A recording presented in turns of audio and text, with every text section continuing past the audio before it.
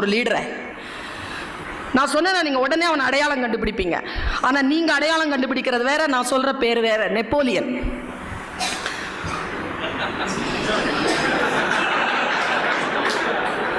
நான் சொல்றது மாவீரன் Napoleon. Very powerful man.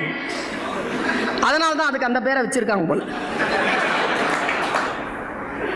எனக்கு இந்த மாதிரி கான்ஃபரன்ஸ்ல பெண்களை பார்த்தால் சந்தோஷம்.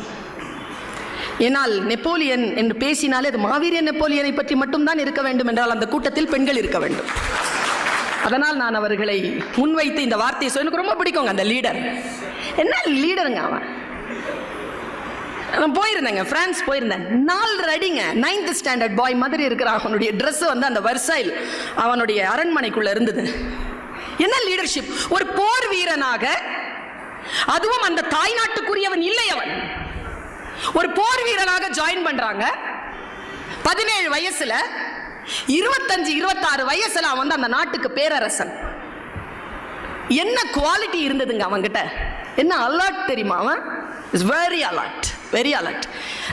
நீங்க யூடியூப்ல பார்க்கலாம். நான் எப்பவுமே ஜனவரி 1 என் டைரியை எடுத்து நான் ஃபர்ஸ்ட் எழுதுறது அவன் சொன்ன வாசகம் தான்.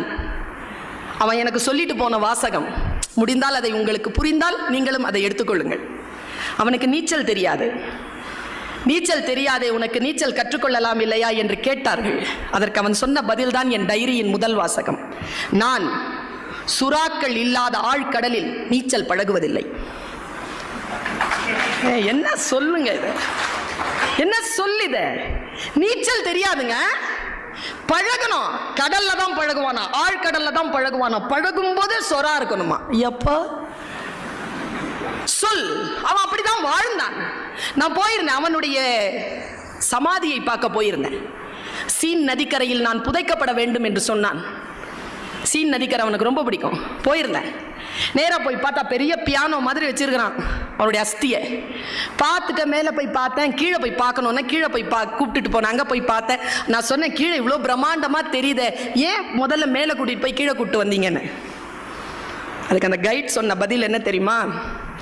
எங்கள் தலைவனை, எங்கள் நாட்டின் பேரரசனை நீங்கள் சமாதி நிலையில் பார்க்க வேண்டும் என்றாலும் முதலில் தலை வணங்கித்தான் பார்க்க வேண்டும், பிறகு நேராக பார்த்து கொள்ளலாம் என்று சொன்னார்.